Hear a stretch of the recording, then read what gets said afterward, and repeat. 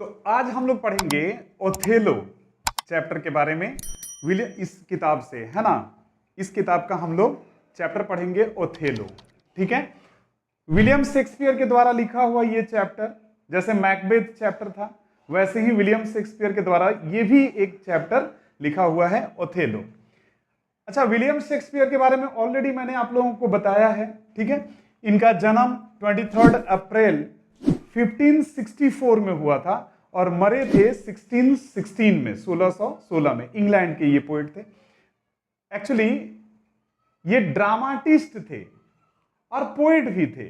Dramatist इसलिए बोल रहा हूं क्योंकि इन्होंने 36 प्लेज यानी कि ड्रामा इन्होंने लिखा है। ये चैप्टर भी, जैसे मैकबेथ हम लोगों ने पढ़ा, ओथेलो पढ़ा, एज यू लाइक इट जो एक और चैप्टर जो हम लोगों के सिलेबस में है, ये सारा ड्रामा है। लेकिन इन सबको इजी वे में आपके लिए स्टोरी के फॉर्म में दिया गया है इस किताब में। लेकिन अगर ओरिजिनली अगर आप देखोगे तो ये क्या है, एक ड्रामा है। ओके, और ये पोएट भी थे। विलियम शेक्सपियर एक पोएट थे। कैसे? कारण इन्होंने 154 सोनेट्स भी लिखा है। सोनेट्स 14 लाइन के, 14 लाइंस के पोएम को हम लोग क्या बोलते हैं, सोनेट पोएम। अच्छा, विलियम शेक्सपियर का अपना स्टाइल होता था सोनेट लिखने का, तो इनके जो सोनेट्स होते थे उनको हम लोग शेक्सपियरियन सोनेट कहते हैं। ओके, अच्छा, इनका जो सोनेट होता है, इनका 3 क्वार्टेरियन यानी कि 4 लाइन का 3 स्टेंजा होता है और लास्ट में एक कपलेट हो जाता है यानी कि 2 लाइनर्स होता है। इसलिए इनके सोनेट को हम लोग शेक्सपियरियन सोनेट कहते हैं। ओके, तो ये 154 सोनेट्स पोएम भी लिखे हैं और 2 लॉन्ग पोएट्रीज भी इन्होंने लिखा है। इसीलिए इनको पोएट भी कहते हैं और ड्रामाटिस्ट भी कहते हैं। ओके, बाय द वे हम लोग बात करेंगे कि इस कहानी से हम लोग शुरुआत करेंगे।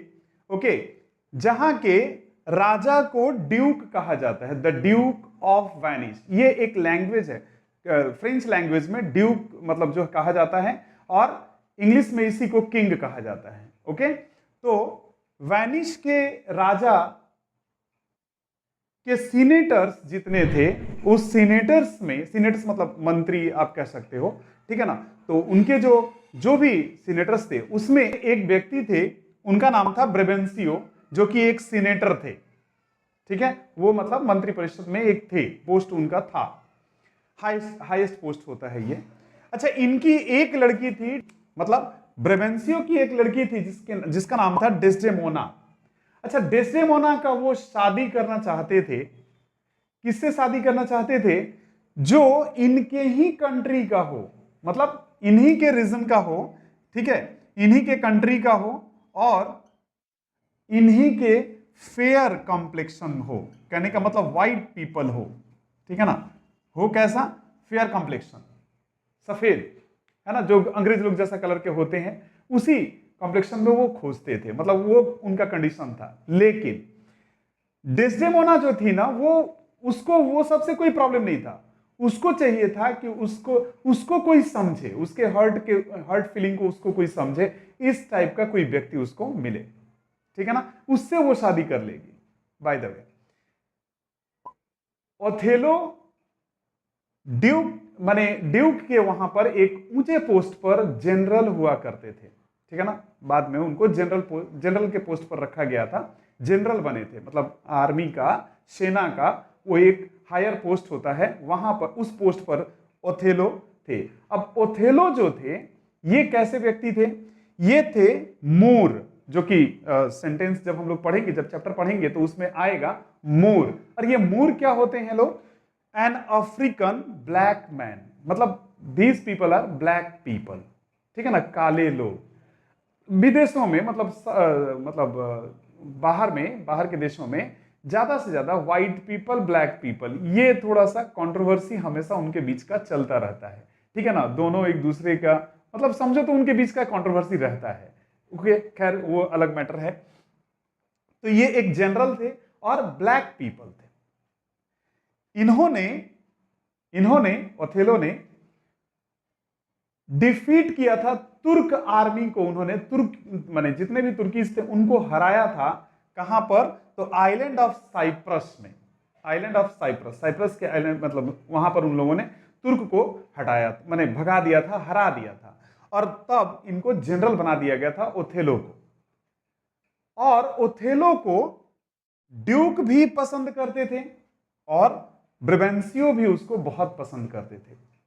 ओके, और इसी सिलसिले में ओथेलो जो थे वो ब्रेबेंसियो के घर जाना आना करते थे, और इसी बहाने डेस्डेमोना से इनका मुलाकात होता है और डेस्डेमोना के साथ उनका आपस में बातचीत होता है। अब चूंकि वो लोग सेम एज के थे और ये ओथेलो अपनी पूरा बहादुरी का किस्सा सुनाया करता था कि किस तरीके से वो छोटे से लेकर के कैसे बड़ा हुआ है ना, कैसे उसको एक जगह लड़ने गया तो उसको कैद में रखा गया था, किस तरीके से वो वहां से भाग निकला और भाग करके किस तरीके से वहां से आया। मतलब इस तरीके की जो अपनी लाइफ स्टोरी जो है ना, वो डेस्डेमोना के साथ खूब बहादुरी के साथ शेयर करता था।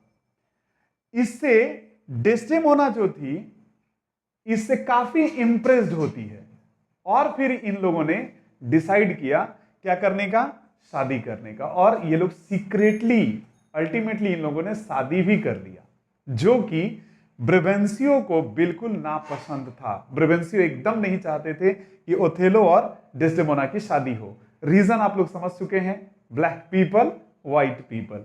ओके, तो ये सब रीजन था, और भी बहुत सारे रीजन होंगे, but these are the most एकदम माने क्या बोल सकते हो आप, फिक्स्ड रीजन है कि यही वजह से वो ब्रेबेंसियो ओथेलो को नहीं पसंद करता था। ठीक है, आइए हम लोग कहानी को एक एक करके आगे करके जब पढ़ेंगे तो पूरा डिटेल्स में समझ में आएगा कि इसके बाद क्या हुआ, है ना, डेस्डेमोना और ओथेलो के बीच में फिर क्या हुआ, आगे हम लोग चैप्टर के हिसाब से पढ़ेंगे। Okay, long time ago in Venice there was a rich senator.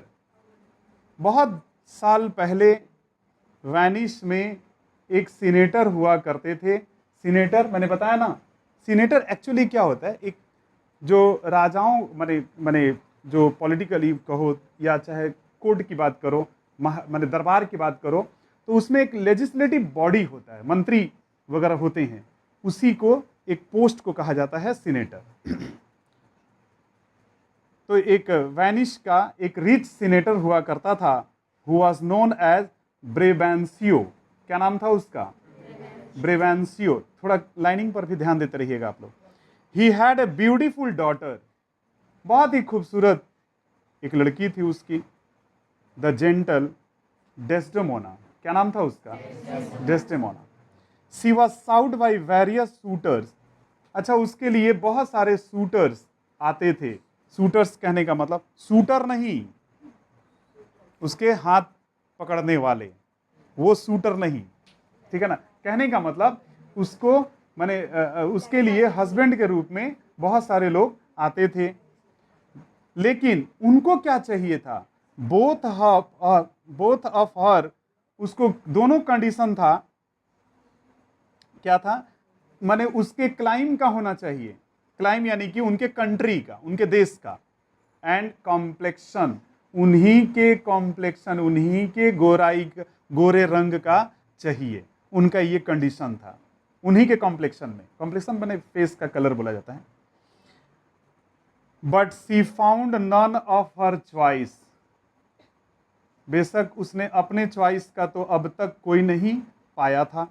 The noble lady who regarded the heart more than, लेकिन वो जो लेडी थी ना, वो लेडी जो थी उसको लेकिन हार्ट ज्यादा पसंद था, माने कोई दिल से उसे प्यार करे, चेहरा नहीं। Then appearance and complexion of a man, माने किसी व्यक्ति के वो अपीयरेंस यानी कि चेहरा की तरफ वो नहीं भाग रही थी। कॉम्प्लेक्शन, गोरा या काला, वो सब उसको नहीं चाहिए था, हार्टली उसको कोई प्यार करे। Had chosen the person of her affection, और उसने अपने प्यार के लिए एक ऐसे व्यक्ति को चुन लिया जो कि क्या था, ए मूर। क्या था वो, मूर था, मूर्ख नहीं, Moor. A dark complexioned man, noble man. कैसा व्यक्ति था बोलो, डार्क कॉम्प्लेक्शन वाला व्यक्ति था। whom her father loved deeply, हालांकि उसके पिता उसे बहुत पसंद करते थे, लेकिन कब तक? जब तक वो बहादुर था, बेटी से शादी नहीं हुआ था तब तक। And often invited him to their mansion, वो अक्सर उसे अपने मेंशन में, अपने महल में उसे इनवाइट करते थे। कौन इनवाइट करते थे? ब्रेवेंसियो। किसको इनवाइट करते थे? ओथेलो। कहाँ इनवाइट करते थे? मेंशन, महल में। द नोबल मोर ओथेलो, बहादुर, हाँ, वाज ए वैलियंट सोल्जर, ये एक बहादुर सिपाही था। And by his heroics in bloody wars against the Turks, और वो तुर्क में इतना ब्लडी वार किया था, वो तुर्क में इतना ज्यादा कत्लेआम किया था, that he had been raised to the rank of the general, कि उसको एक जनरल का पोस्ट दे दिया गया। इतना ज्यादा वो अच्छा लड़ाई किया था कि उसको जनरल बनाया गया था। And was highly esteemed and revered through out the state, और वो हाईली एस्टीम्ड था, बहुत ज्यादा माने महत्वाकांक्षी भी था वो। And reward through out the kingdom, और उसको रेवर्ड किया गया, यानी कि ऑनर किया गया, सम्मानित किया गया पूरे स्टेट में, पूरे राज्य में उसको जनरल करके सम्मानित किया गया, रिस्पेक्ट दिया गया, इज्जत दिया गया। Othello had been a great traveller, दरअसल ओथेलो बहुत घूमा हुआ व्यक्ति था, बहुत ज्यादा ट्रैवलिंग किया हुआ व्यक्ति था। And Desdemona was all the more keen to listen to the stories of adventure, Desdemona को बहुत अच्छा लगता था ओथेलो जब अपने एडवेंचरस कहानी बताता था, मैंने कहां कहां कैसे कैसे घूमा। That Othello recollected from his experience in the battle, युद्ध भूमि में उसने क्या क्या एक्सपीरियंस किया हुआ था, वो सब जब वो बताता था, डेस्डेमोना बहुत ध्यान से सुनती थी। कैसे वो सीजेस हुआ था, सीजेस कहने का मतलब उसको ब्लॉक कर लिया गया था। एंड एनकाउंटर, उसके ऊपर एनकाउंटर हुआ था मारने के लिए। The perils he had been exposed to, किस तरीके से उस खतरे में पड़ा था वो, कैसे वो माने युद्ध भूमि में कैसे वो खतरे में पड़ जाता था, कैसे वो घिरा जाता था, ये सारा कहानी वो। To his hair breadth scapes, कैसे वो बाल बाल बचता था। When he entered a bridge, जब कभी किसी फांक में घुसता था, जैसे मान लो कहीं कोई एरिया ऐसा है डेंजरस एरिया, अब तो किसी फांक से ही ढुकना पड़ेगा, तो वहां जब जाता था तो कैसे वो खतरे में पड़ता था। और marched up to the mouth of a cannon, और किस तरीके से कैनन यानी तोप के मुंह के सामने से कभी कभी वो बच के निकल आता था। And how he had been captivated by the insolent enemy, और किस तरीके से अपने इंसोलेंट यानी कि रूड दुश्मनों के हाथ से वो कैसे बच के निकलता था। ये सारा कहानी किसको सुनाता था वो? डेस्डेमोना को। और फिर ये भी सुनाता था कि कैसे उसको एक समय बेच दिया गया था, सोल्ड एज ए स्लैव, गुलाम की तरह उसको बेचा गया था। And how he demeaned himself in the state, और किस तरीके से वो कहीं कहीं डिमीन्ड किया जाता था, ह्यूमिलिएटेड, कितना अपमानित हुआ था। एंड एस्केप्ड, और कैसे वहां से भी भाग निकला, ये सारा कहानी वो बताता था। Desdemona लिसेंड with wrapped attention of all these accounts, Desdemona जो थी ना, ये सारा बात उसका एक एक बात जो है ना बड़े ध्यान से सुनती थी। किसकी बातें? ओथेलो का। Added to the narration of the strange things, और वो बीच बीच में अपने बातों को स्ट्रेंज करते हुए वो जोड़ते रहती थी। तभी Othello had seen in foreign countries, वो बताता भी था और भी जोड़ता था वो, कैसे वो विदेशों में क्या क्या स्ट्रेंज देखता था।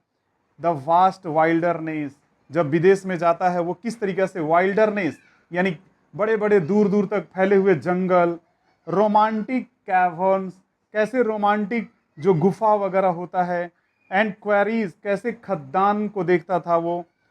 खद्दान यहाँ से कुछ माने खोद करके निकाला जाता है, मिट्टी वगैरह खोद करके जो निकलता है, कोयला निकलता है या और अदर भी, उसी को क्वेरीज। द रॉक्स, कैसे चट्टानों को देखता था वो। लॉफी माउंटेन्स, पहाड़ों को, फैले हुए पहाड़ों को देखता था। And touched the clouds, that, हाँ, mountains that touch the clouds, और उन पहाड़ों को देखता था जो कि क्लाउड्स को टच करते थे। किसको टच करते थे बोलो? आसमान को, माने बादलों को छूता हुआ। द सैवेज नेशन, और सैवेज यानी बहुत ही ब्रूटल टाइप का, जो मतलब बहुत ही खतरनाक देश होते थे जहां पर केवल मारपीट, है ना, सब चलता रहता था। The cannibals who are man eaters, और कैनिबल को देखते, माने किस तरीके से वो मिला था कैनिबल लोगों से। कैनिबल सर्वाहारी, जो कि मैन ईटर होते हैं, सब इंसान तक को खा जाते हैं सब, वहां भी वो मिला हुआ था। And race of people of Africa, और कुछ अफ्रीका की जाति को, whose heads do grow beneath their shoulders, जिनके हेड जो थे ना, माथा, दोनों शोल्डर के बीच में माने बड़ा, माने बीच में से होता था, उनका गला नहीं होता है। ऐसी भी जाति, आदिवासी जाति को देखते थे।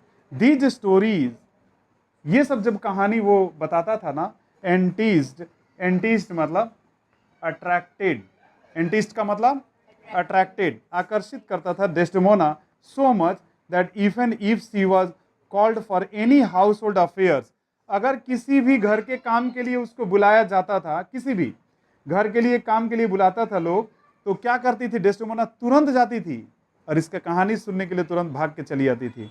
She would finish off the work with all haste, जल्दी से अपना काम समाप्त करती थी। And return to Othello with greedy ear, लालची वाले कान लेकर के, नहीं, लालच भरे कान से वो फिर वापस आती थी कुछ सुनने को मिलेगा।